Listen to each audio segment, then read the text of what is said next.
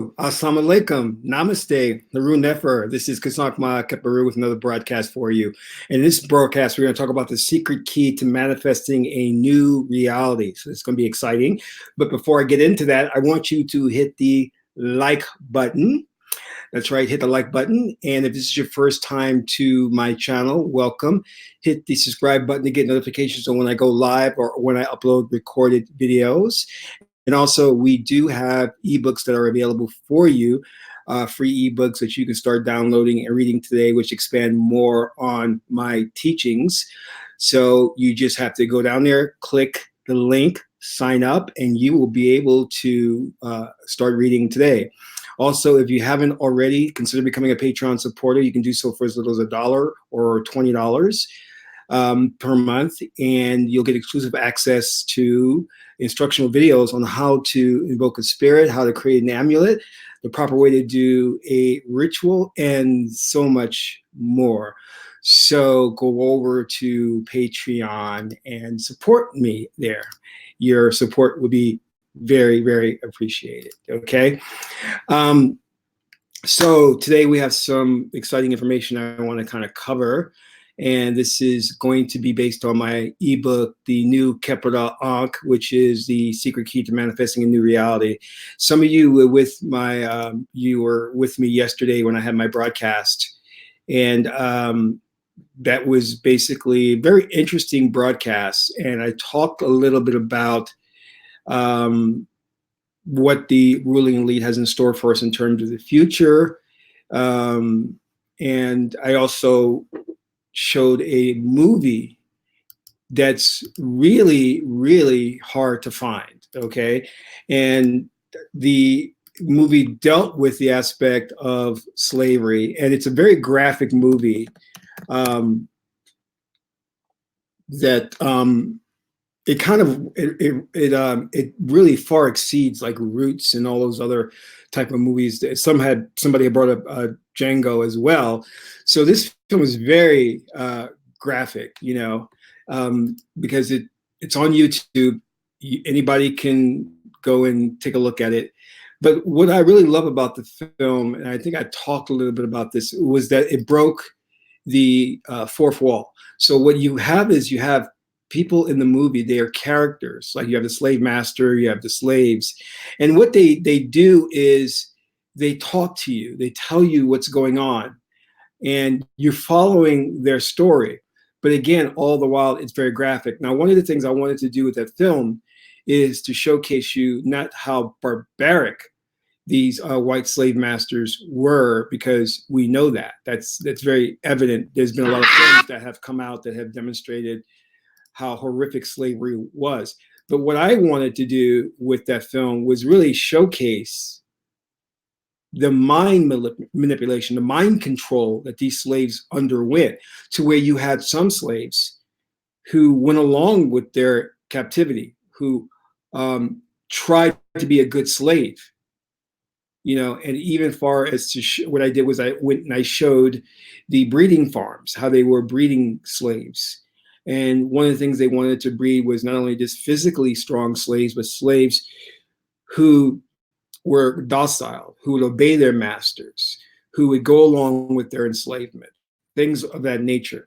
And I kind of made those parallels to where we are today in our modern world, with the mind control that is being done by think tank institutions like the Council on Foreign Relations. Those institutions are very secret societies that study human behavior and then put forth studies that are disseminated to the major institutions like universities, Hollywood, mass media, Madison Avenue, because what they want to do is to get you to think and act in a certain way. And when I I work in advertising, and one of the things that we talk about is that we're vying for real estate of your mind, because we look at your mind as sectioned off into pieces, and we want to be top of mind when you think about our product. But now look at this in terms of these think tanks, institutions like Tavistock, Council on Foreign Relations, Rockefeller Foundation. They don't want to be top of mind. They want to control your mind so that You act in accordance with their wishes. And to surmise what I had talked about before, was, hey, Takia, how you doing? It's good to see you again. What they want to do is they want to attack women and emasculate men. And they have an approach to this. Of course, it's a twofold approach, but mainly they get at the women. And the way they do this is telling the women, you want a certain type of guy. You don't want a guy who's masculine. You know what I mean? And for the men, they talk about how toxic masculinity is bad. Well, this is their way of ushering in what George Orwell was predicting in his book 1984, and Aldous Huxley in his book A Brave New World, was to try and usher in a new world order. But now what I also covered was that we are already in the midst of a new world order, that the Illuminati, the ruling elite, has won, that we are now subjected to their mind control and their form of verbal communication, which is called newspeak, because everything we say and do betrays the true essence of who we are, which is divine beings, and that we have been robbed twofold. Number one, we have been virtually stripped of our powers by the fact that we think predominantly of the left hemisphere of the brain. We don't work with the right hemisphere of the brain. The pineal gland is calcified. So we don't have access to our intuitive aspect, because the third eye allows you to access things that cannot be seen, cannot be felt. It allows you to touch base with and connect with the metaphysical, or the 0 point energy, or the Akashic records. Okay? And the other way we have been robbed is that we have been now lowered to the level of the animal. So we're acting instinctively. We're acting out of the mammalian and reptilian parts of the brain. So you have people who are barbaric walking around claiming to be sophisticated and civilized. And I'm talking about your intellectuals. I'm talking about your Stephen Hawkins. You know what I'm saying? I'm talking about the Bill Gates, Steve Jobs, men that you think are really intelligent, intellectual, but they really are barbarians. They're barbaric, because we have not elevated ourselves to our divine godhood, and that our ancestors had a vision for us for the future. And that vision was that we would ascend to the throne of being God man, God woman. We would use our metaphysical powers to communicate through telepathy. We would use our metaphysical powers to astral project and travel the universe to different planets. We would use our metaphysical powers to interact with interdimensional beings. We have been robbed of that. And the I Ching, the great Chinese I Ching oracle, written partly by Confucius or Kung Fu Sei, tells us that we have let our magic tortoise go. We have given up our magical powers.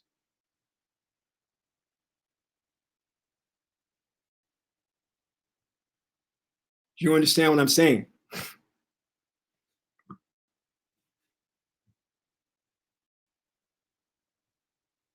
The worst thing that you can do is walk around in this society, because you are assimilated to a very sick society, to think that you are normal.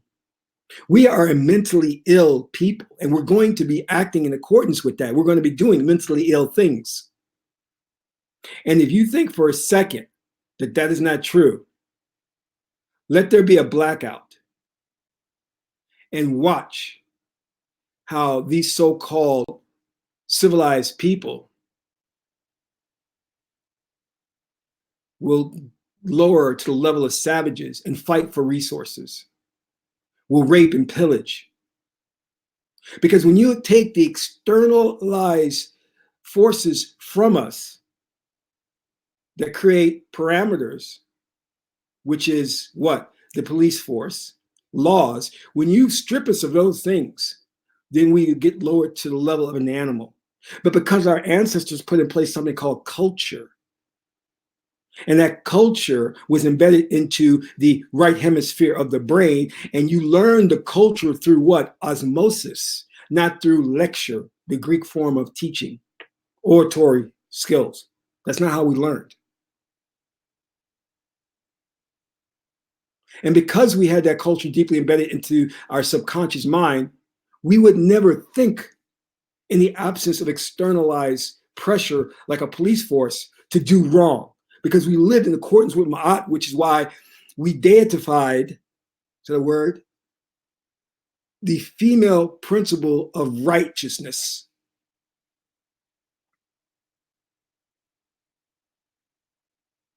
And we understood that we weren't humans, we were divine beings, we were gods.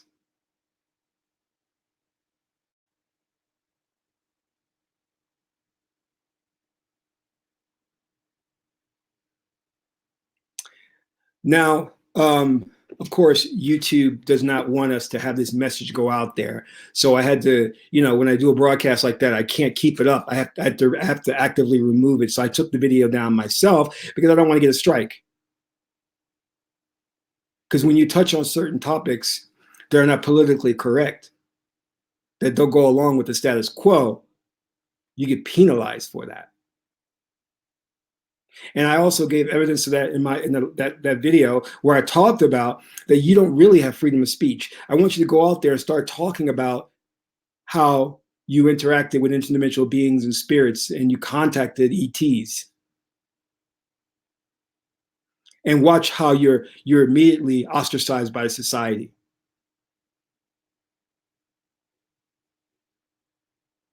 But all of these people who we considered were geniuses, these white males, because they oppressed white females, they wouldn't allow white females to express their magical power. So they had to oppress these white females. Henceforth, we have the Dark Ages, we have the witch hunts, because the white females were practicing the ancient culture of Wicca, which the Africans and the Moors brought over to Europe.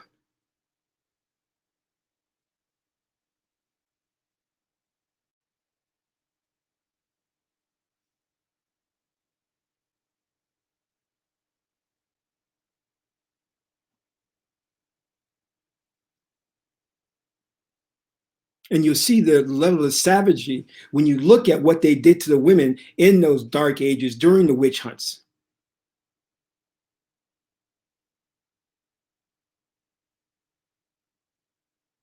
And in the video yesterday, I showed, so you would understand the horror and what they did to Black women during slavery.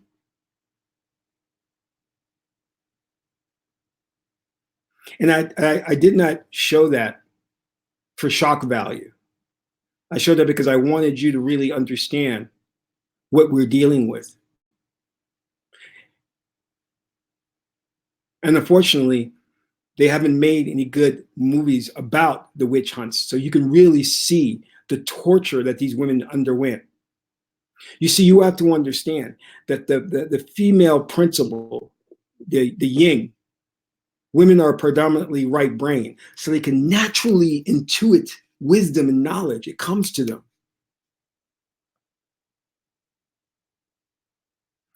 This is why the ruling elite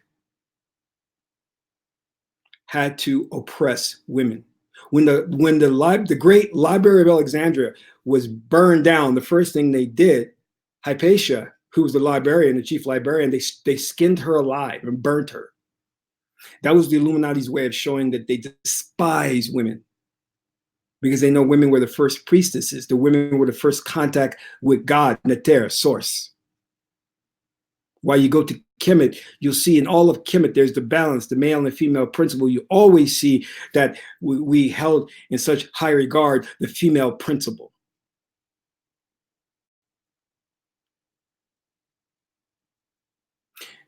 What you saw in that video I showed the other day of what was going on with slavery in that film was the precursor to what they have in store for us in the very near future. It was the beta test for what they want to do to all of humanity, because they want to enslave humanity.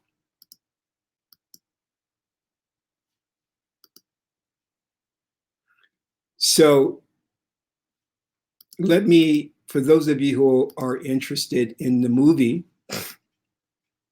it is called Goodbye, Uncle Tom, okay?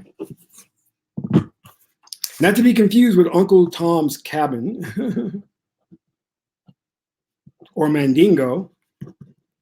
1971. All right. So let me, for those who are requesting it, let me send that to you. All right. And again, it's Goodbye, Uncle Tom, 1971. And it's a phenomenal film. I mean, as a filmmaker, film student, I studied that film. I love that film, everything about it.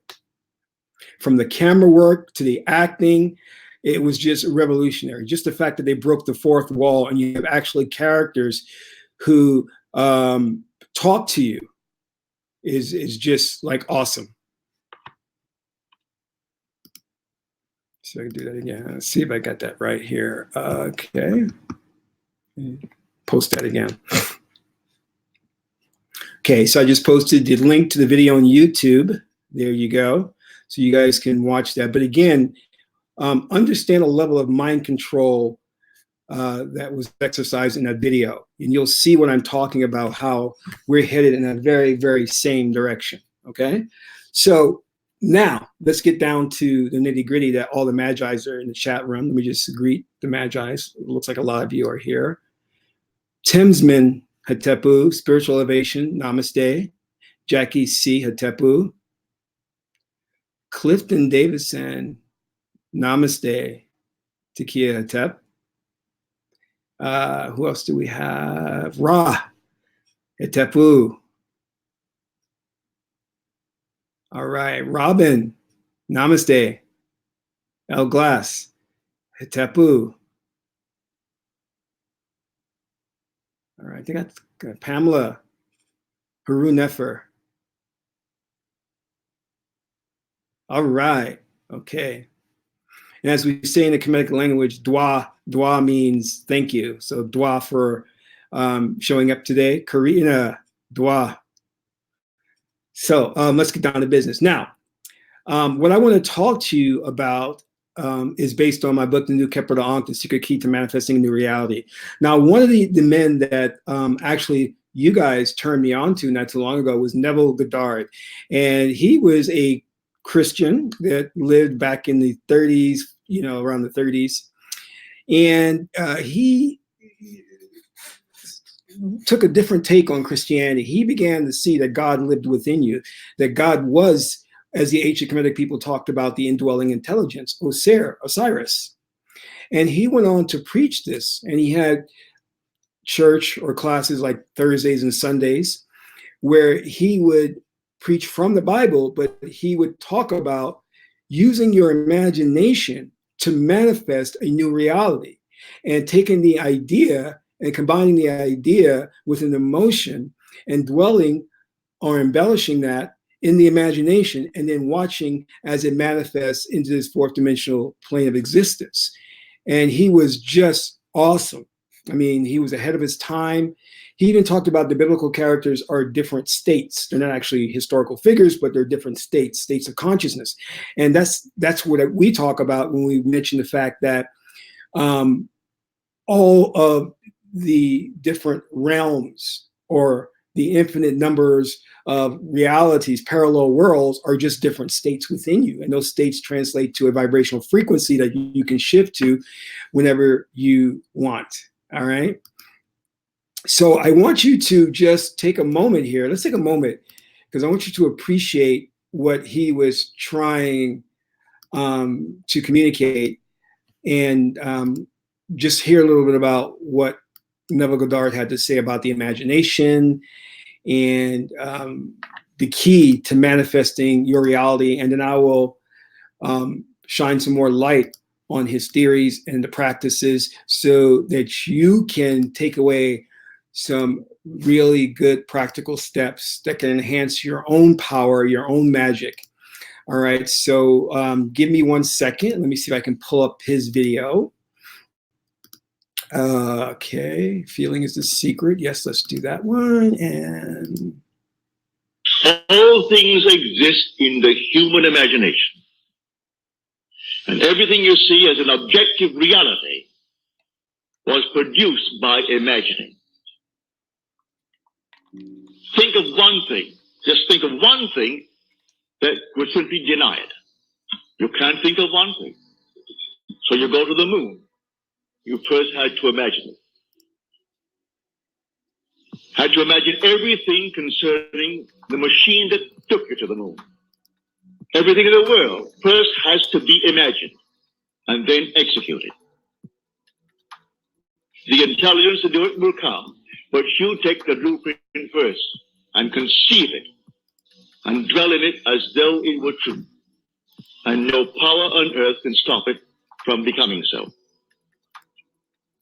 But tonight, if you're here for the first time and you want something practical, you apply what I've told you. First, have an objective. You must have an objective. You can't say, well, I don't know what I want. Well, all right. Come back the next time. Ask yourself, what would I like of life? Don't be ashamed to name it. What would I like of life? So then, try to get some objective. Now, prayer, as far as I'm concerned, is nothing more than the subjective appropriation of the objective hope. That is the way to success. I appropriate it subjectively. How do I appropriate a state subjectively? Well, suppose now, this very moment, I wanted a ball, an ordinary baseball. But there isn't a baseball in the room, all right? But I want one. I would actually assume that I am holding a baseball in my hand until I can feel it. You think you can't feel it? Well, now try it. Try to feel what it would be like if you held a baseball. Now, to prove that you have held it, see what it feels like, the difference now, a tennis ball. See any difference? All right, a golf ball. See any difference? A piece of silk. You feel any difference? If you can distinguish between these many objects, though they are subjective, then they must exist somewhere. If you can actually separate them in your mind's eye and distinguish between these objects, I can begin to feel, begin to sense, begin to smell a rose. Well, a rose doesn't smell or doesn't actually have the odor of another flower. I can detect the rose. So let me just pause there for 1 second, because he says something that's really interesting, because we know that God Neter, when God created all that there is, God had to have something to create that. So God created from itself. And you must understand that everything that exists already exists, meaning that you cannot create something from nothing, because all that there is all that there is. So technically, if you can imagine it, it does exist. Do you understand what I'm saying? Because you cannot create something. All right. You can only manifest it. So when you imagine something, you have to understand that it helps your belief system to realize that the thing that you're imagining really does exist. And the fact that you can imagine yourself with it means that you holding the very thing that you want does actually exist in a different space-time continuum, because everything exists. You cannot, because when the Neter created all things in the beginning and said it was, God sat back and said he was happy with creation. So you cannot add to it and you cannot subtract from it. It is already there. You just have to vibrate to a certain frequency to where you can interact with it, the object of your desire. So let's keep going. Now, a lily, an Easter lily. I can detect that. But what does it do? Well, I'm going to get them. Someone will think of Neville and send him a flower. And it's going to be the flower that I'm going to actually feel and touch and smell. It works that way. Money has an odor. It's unlike any odor in the world. It's more fragrant to the miser than the most marvelous perfume in the world. He can tell it. You put a money bag to his face, and it's like putting roses to mine. He loves it. He can smell money. He can feel it. Money has a distinct feel about it. Put a $20 bill in your hand and ask you to feel it, and then put another piece of paper in your hand, and you can tell the difference. There's a difference. It is an odor to it. All this is part of the inner man, that all things are possible to him. Try it. Before you condemn it, try it. Unless you have the evidence to support my claim, well, then it doesn't matter what the world will tell you. If he laughs at you, so what? So they laughed at everyone who had an idea that seemed a little bit off center. Always laughed at it. They laughed at the idea of going to the moon. Well, now it's an accomplished fact. There's still those who won't believe it happened, because they don't want to believe that it ever happened. There's those who said you couldn't go down and actually live underwater. Now we have a submarine. There's still those who won't believe it. You can present them with all the facts in the world, and they won't believe it. So I tell you, you try it first. And if it proves itself in performance, it doesn't really matter what the whole vast world thinks. So tonight, take a goal. Make it a lovely goal, either for yourself or for another. Any time that you exercise your imagination lovingly on behalf of another, you're mediating God to that other. So, bring a friend before your mind's eye. Represent him to yourself as the man or the woman that you would like them to be. And don't tell them, ask for no praise, just assume that they're talking to you and telling you the most marvelous news about themselves. And you congratulate them on that good news. And go your own way. Believe in the reality of that imaginal act. It may happen tomorrow. It may happen the day after, or a week later, or a month later. It has its own appointed hour, and it is ripening, and it's going to flower. See, the wonderful thing about Neville Goddard was he knew the extent of his power, and he knew how to use it. He practiced the Ma'at principle to such a degree where he would imagine good fortune happening to individuals. So he just didn't use his power for himself to enrich himself. He was very altruistic. So if an individual came to him who didn't have gainful employment, Neville would imagine that person being employed and getting a job with good benefits and good pay. This is something where this society does not want you to touch upon. It's all about individuality, self, the ego. They want you to think primarily about yourself, but not the collective good. And I want you to understand that how powerful you are to where you can assist others and help others who are in dire need, even your enemy. Because the Kemetic religion, one thing about the Kemetic religion tells us is that Haru, when he defeated Set, he didn't kill Set. So your enemies who may have a genuine need for help, you're supposed to help them. And you can do that by the imagination, by the visualization.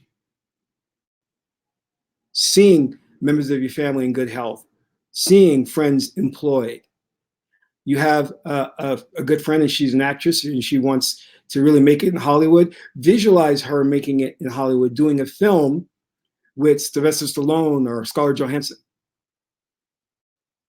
Why not? Well, you see, because we're so self-centered to where we're only thinking about ourselves.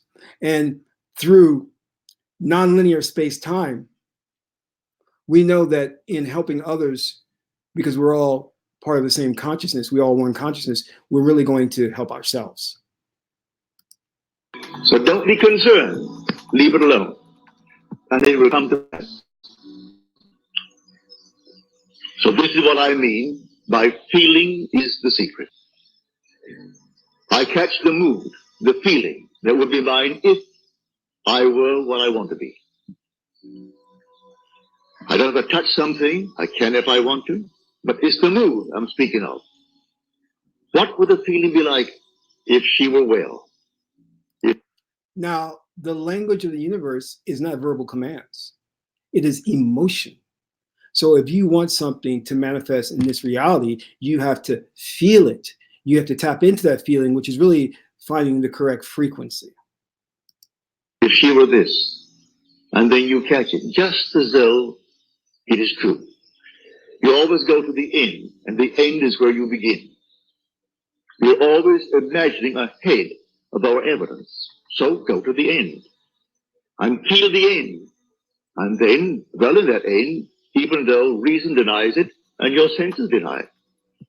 You turn your back upon the doubters. That is your senses and what reason dictates. So how do I do this? If I want to be a millionaire, what do? Do I picture myself with $1 million and me walking down the street with a supermodel? No, I just feel as though I have $1 million in the bank. And then I start to carry myself as if I don't have a financial care in the world. That's what I need to do. I need to embody the feeling. And this is where he talks about subjective, not objective. The subjective feeling of, hey, I am a rock star. I'm a millionaire. And then how does one carry themselves when you are walking down the street and you have $1 million in the bank? That's what you have to focus on and hold that feeling for as long as possible until it manifests. That's the hell or the devil or Satan in the world. That's the doubter. So you turn your back upon it. And then you walk as though things were as you want them to be. And living in that assumption, it slowly hardens into fact. Even though at the moment of the assumption it was denied by reason, an assumption, though false, if persisted in, will harden into fact. So you learn to assume and learn to persist in the assumption, and it will come to pass. We are dealing with the substance of things not seen, and we have to attain the habit of mind by which we shall see its reality and feel that we are mentally manipulating the only substance there ultimately is, and of which all visible things are only different modes. We must therefore regard our mental creations as spiritual realities and then implicitly trust the law. I missed that one.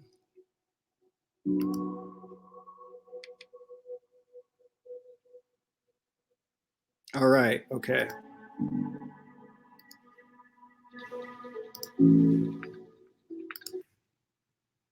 Now, because we are all Cometians or Egyptians or Osirians, we follow what we call is the Port Neteru, the company of the gods, or the Ogad, the tree of life.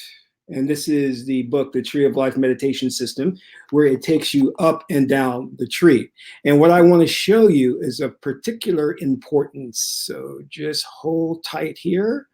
Let me see if I can bring it up for you. Because this is important.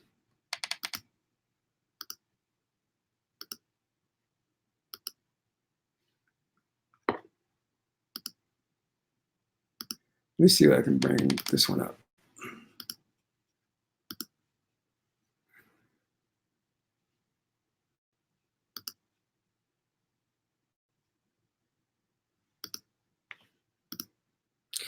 Okay, what you're looking at here is the Kemetic tree of life, okay? Now, you start at the very bottom, which is Geb, and you work your way up. You have the 9th sphere, which is Aset, the 7th sphere, which is Heteru, the 8th sphere, which is Sebek. Then you go to 6th sphere, Haru, 4th sphere, Ma'at, 5th sphere, Harukuhuti, and then you go 5th sphere, Harukuhuti, and then you go to the, the 3rd sphere, Sekert, 2nd Tahuti, the 1st sphere, Oser, and 0, Amen. I kind of did that in a weird order, but forgive me. So you have to understand, Amen is God. Amen is the peace, the state of peace, of rest. To be God on earth is to be Oser, Osiris. His mate is Aset, Isis. Now, what we're concerned with here is the lower triagram. And what is that? It is Aset, Heteru, and Sebek. And let's throw Haru in there, or Horus. Aset is trance state, hypnosis. That's what she symbolizes. She also symbolizes the Immaculate Conception, giving birth to Haru, Horus. You first start at this 9th sphere, Aset, Isis. You throw yourself into trance state, alternate state of consciousness. While you're in that alternate state of consciousness, what do? You take in sebek. Sebek is what? A belief system, an ideology. And you say to yourself of that belief system, I want $1 million.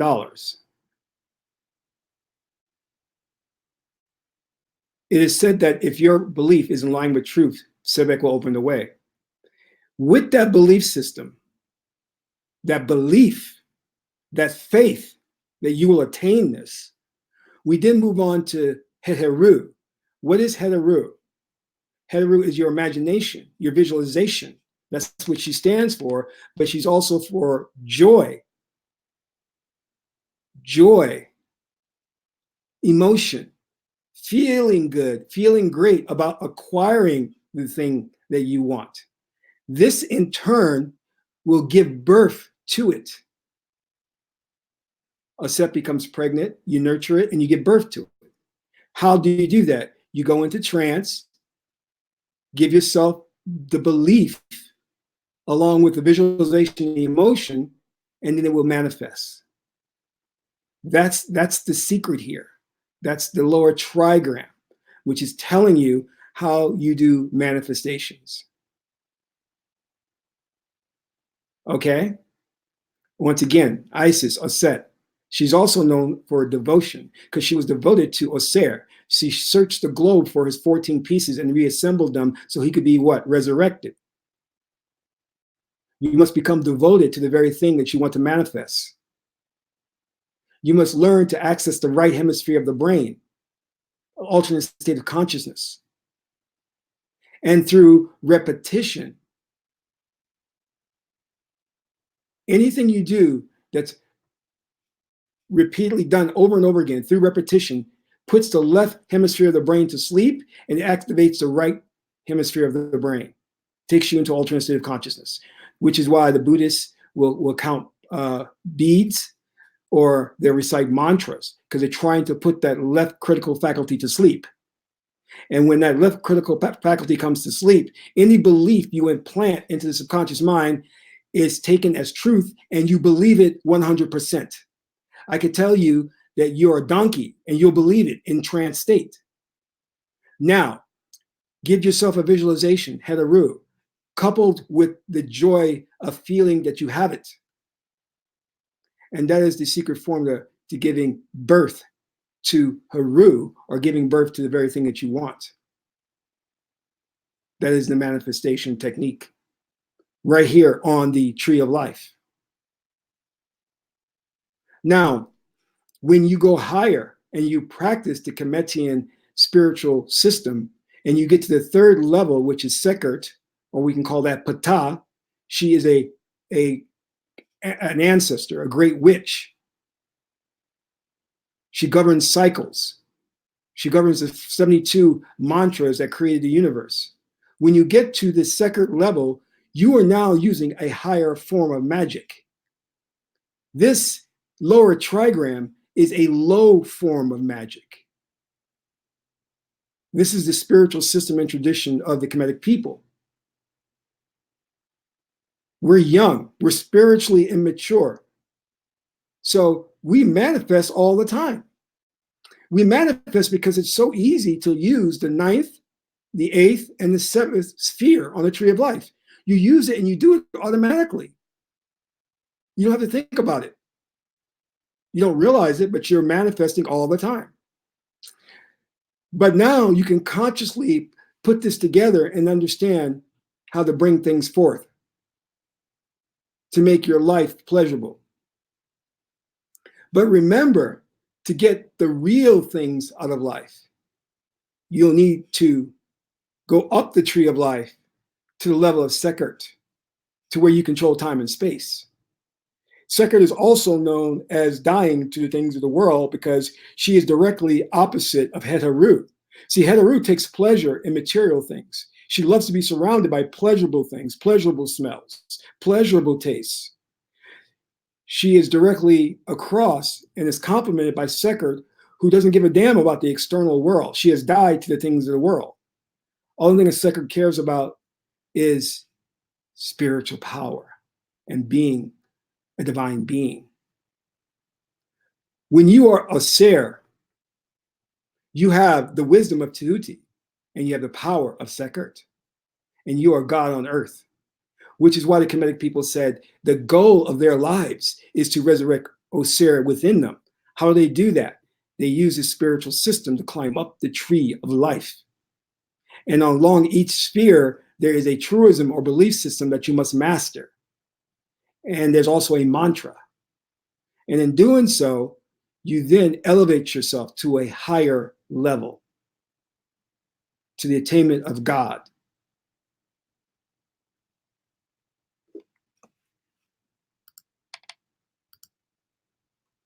I hope that makes sense. Because I want you to understand,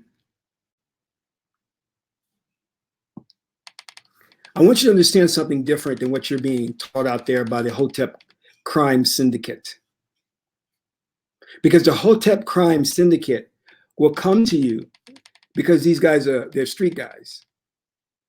And street guys are hustlers. Do you understand what I'm saying? And they're used to hustling on the street. So they use their Sebek faculty, which is the verbal language, verbal discourse, to throw at you terms and things and to woo you with that. And you can walk away going, wow, he's so deep. Boy, he's knowledgeable. When they don't know Jack, they have no system. But they'll talk a good game. And you have to learn to filter those individuals out because they'll lead you nowhere. You can tell if they're spiritual or not because you can see in their channels they're cursing. They're fighting each other. That's not spiritual. Do you see me coming on this channel, dissing other people, challenging people to a debate, cursing? No, I would never do that. I'm not going to debate anybody.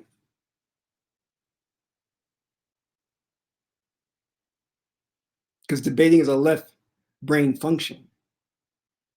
And you'll never get to truth through verbal discourse, okay? Now, I want to take a look at some things here, which is the real map or the process by which you can manifest things in your reality. Because Neville Goddard is great, but I think he simplifies things a bit too much. It's a little more in depth than that, all right?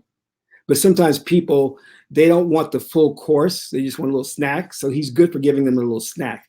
But I want to give you guys the full course, okay?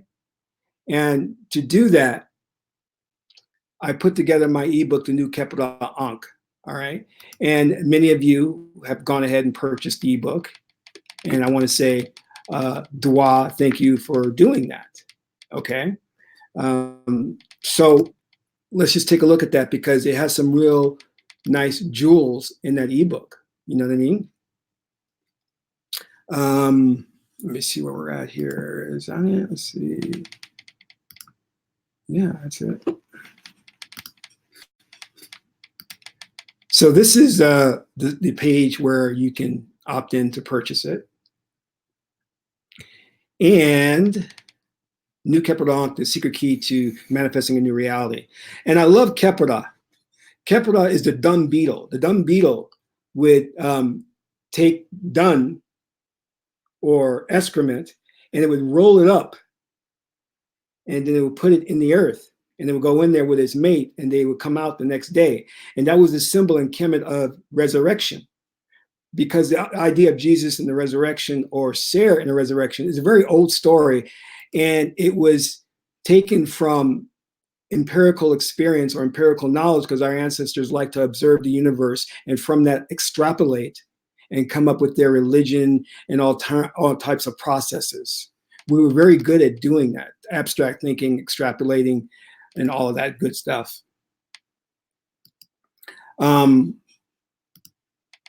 So let's take a little further look at the actual book itself and get into a little bit about that, because I want to explain a little bit deeper some more of the principles around the new capital Ankh.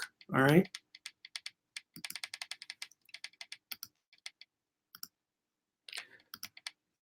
Now, immediately I go into talking about why, of course, I named the book The New Capital Ankh. This is, I explained about the dung beetle, right? And one of the things I get into, which is really good, is what is reality, okay? What is reality, okay? Let me explain something, because Neville Goddard touched on something that was really good. He talked about the objective and the subjective. You are living in a subjective reality, meaning there is no objective reality. There is no one reality. We don't know if what we see as the color green is really green. There's no objective way to prove that it's really this. We're all seeing the same thing.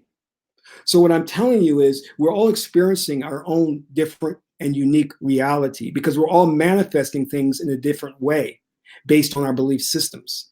Okay? So we have to understand that. And let me take this a bit further.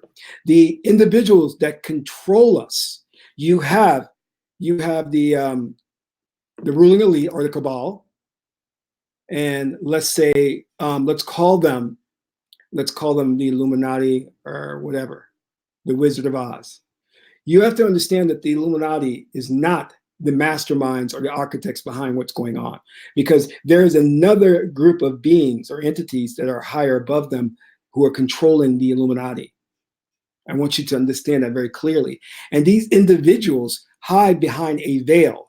And that veil is, if you look at this reality, you cannot see all the spectrums of light, but this reality is one dimension in an infinite number of dimensions.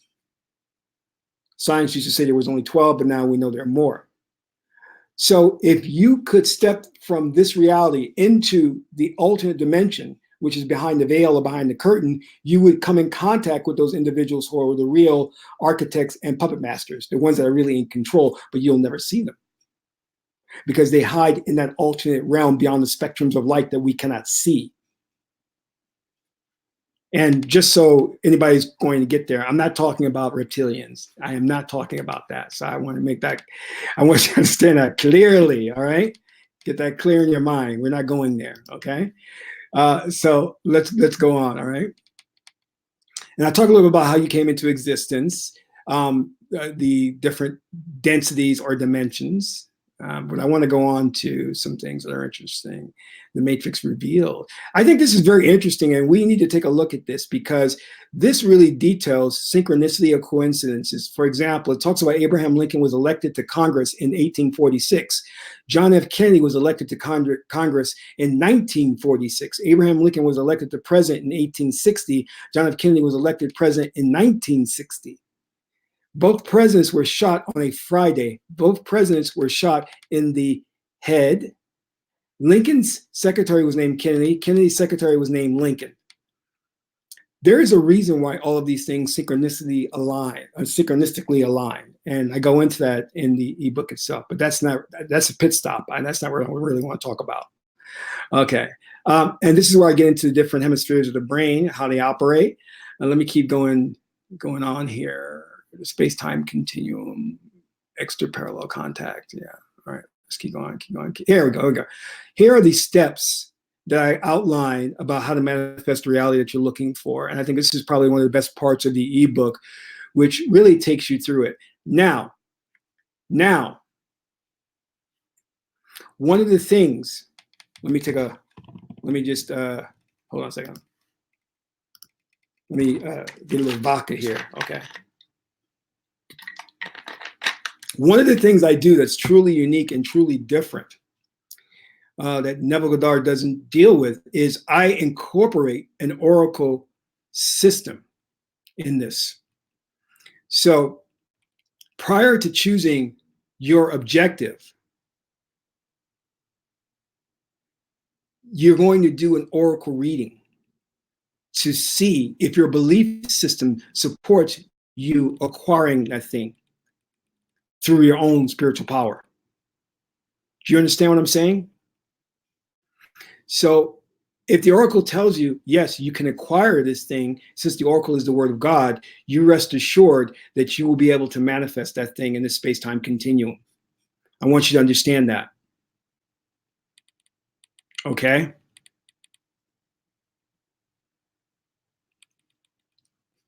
And that is important to be working with the oracles, because the oracles can be the predictor of our success or our failure. And many people and many spiritual systems have basically purged their religions or their systems of oracle readings.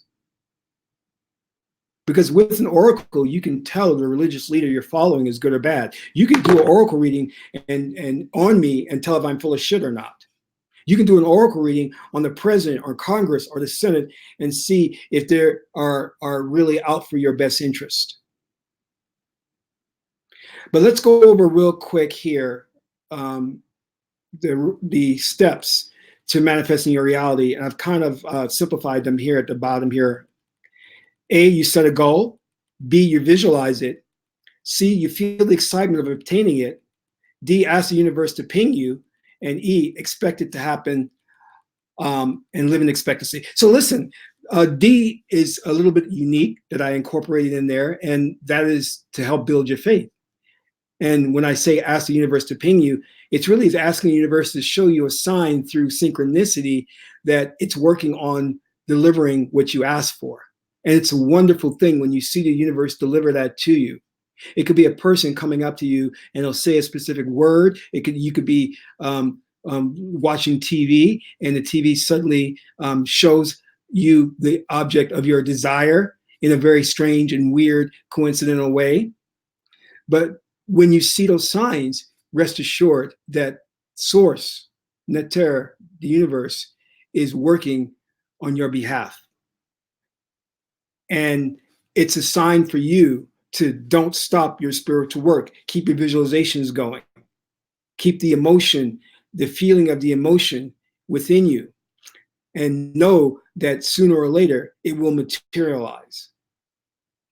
And it has to materialize because you are God and you give that command. You understand? You are Oser. You are all Osirians.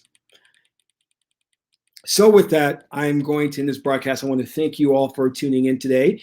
Anyone have any questions, please put them in the chat room. If you get an opportunity, do not forget to show your support for the channel. Your support would be greatly appreciated. And until my next broadcast, this is Kasak Ma Keparu, son of Ma and Tudi. My aunt is the beautiful goddess Hedaru. Till my next broadcast, Amun Ra.